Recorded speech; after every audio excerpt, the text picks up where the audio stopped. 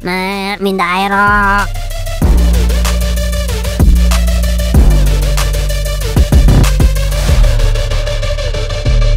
Aerox Alpha, nendang pintu untuk mendapatkannya.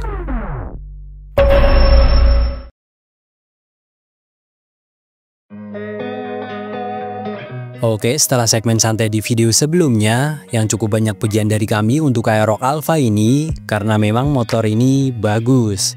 Di segmen hujat kali ini, kami berharap hanya ada hujatan di sini. Kalian baperan? Silahkan skip video ini sekarang.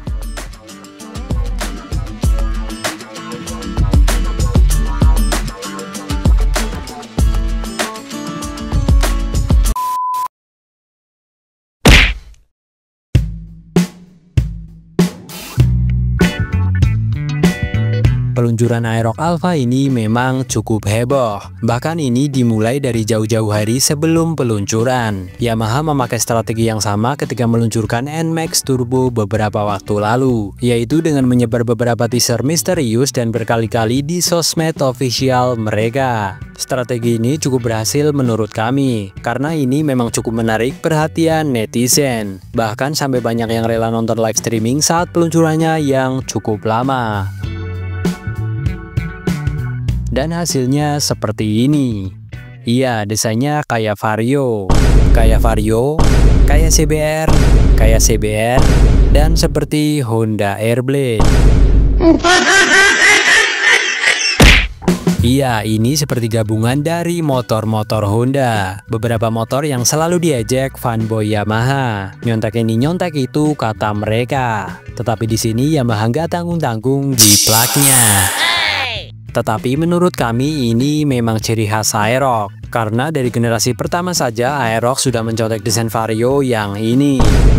Desain lampunya yang menunduk seperti ini. Tetapi di sosmed memang kurang ramai, karena ini Yamaha yang niru. Berbeda halnya kalau Honda yang bikin motor baru. Pasti mereka bakal bilang Honda niru mulu, nggak pernah ada inovasi baru. Yamaha bikin ini, Honda bikin itu. Tetapi kalau Yamaha yang meniru, mereka nggak mau tahu. Oke lah kalau Vario dikatakan nyontek R25, tapi R25 juga niru DN01 yang lebih dulu dirilis. Kembali ke Aerox. Untuk desain bagian depan khususnya bagian lampu, di video sebelumnya kami memuji ini sangat keren. Tapi di sini kami bilang ini juga nyontek teknologi Honda. Ya memang selalu begitu. ISS dicontek, parking brake lock ditiru, side stand switch dijiplak, sampai AJG starter juga diboyong, dan dijadikan fitur hybrid gimmick di motor nggak jelas ini. Nah, sama dia ada yang teknologi hybrid tadi, tapi hybridnya itu kecil sekali rasanya, jadi anggap aja kalian beli motor ini tuh bukan karena hybridnya. Kenapa kami sebut lampunya nyontek Honda? Ya karena memang nyontek. Lebih tepatnya nyontek kristal blok Scoopy terbaru yang sebelumnya diajak oleh FPY. Dari awal walaupun kami tidak terlalu suka dengan Scoopy terbaru ini, tetapi kami sangat menyukai teknologi lampunya yang kece, yang desainnya cukup mungil, tidak lagi gede. Kami bilang ini bakal jadi tren baru sebentar lagi. Salam hormat kami untuk Daymaker CB.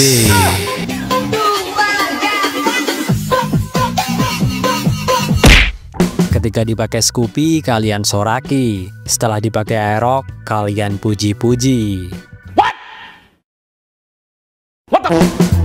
Untuk lekukan firingnya juga Honda banget. Nih sama persis dengan Honda CBR 1000RR Fireblade. Padahal Yamaha punya Moge sendiri. Kenapa mereka malah nyonteknya Moge Honda? Apakah ini balas dendam karena sudah berkali-kali dicontek Honda? Atau memang mereka mengakui kalau desain-desain Honda lebih baik dari desain mereka?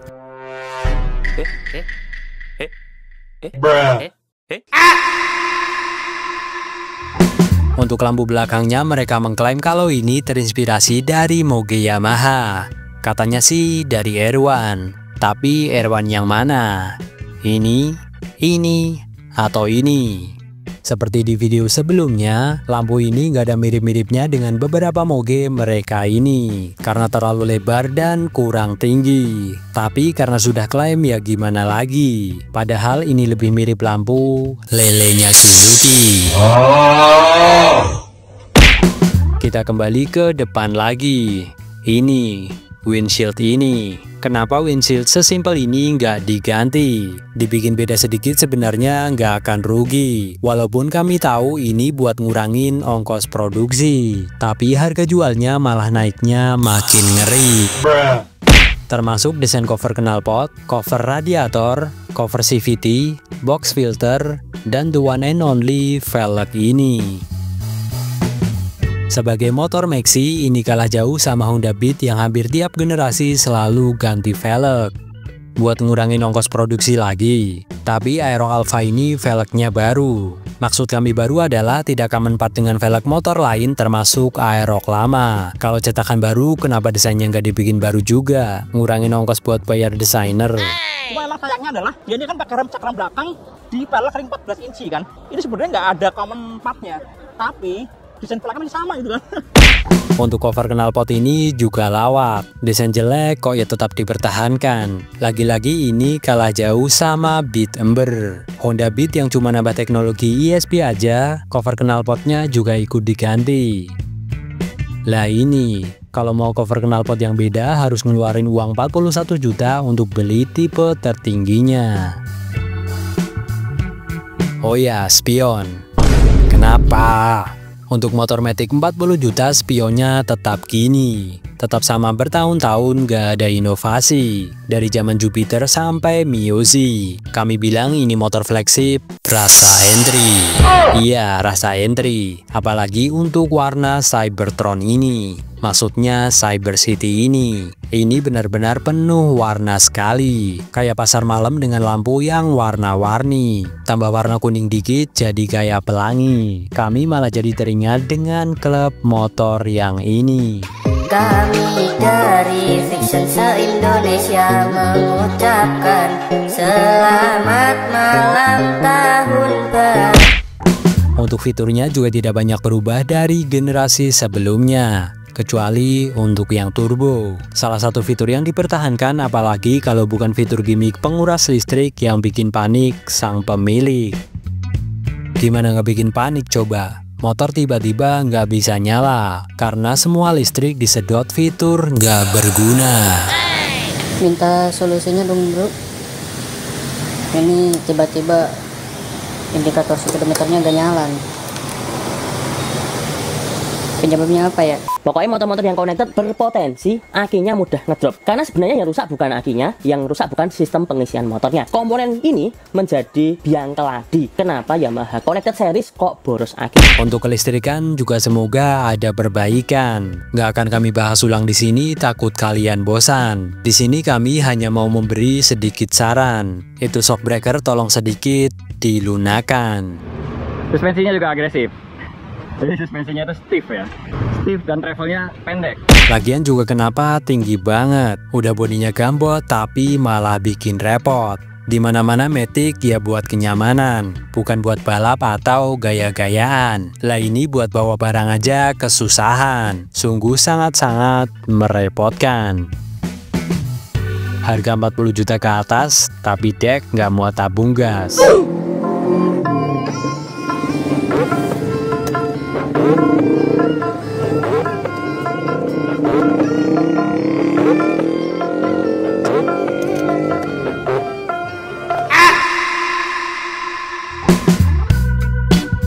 Iya, kami nggak akan bahas kelistrikan lagi di sini. Karena untuk kelistrikan sudah kami bahas berkali-kali. Kalian cukup tonton saja video berikut ini. Yang semangat dong, yang semangat dong. Maneh wes sendiri. Aing mah capek.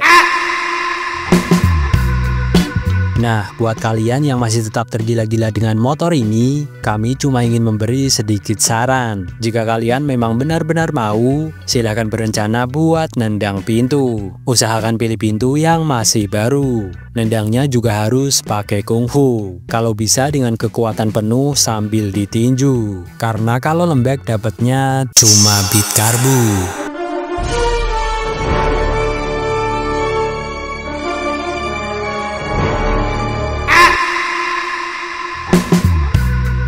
Sekali lagi, buat kalian yang baper dan nonton sampai selesai, coba kalian tonton video yang ini. Dijamin kalian bakal senyum-senyum sendiri. Oke, salam motor anak muda dengan segala contekannya yang makin tinggi harganya, mengaku sporty gaya ninja, tapi buat ngejar vario saja tak berdaya. Tinggalin dong, eroknya dari awal ya. Awal juga. Udah. Ketinggalan. Bener-bener gak ada apa.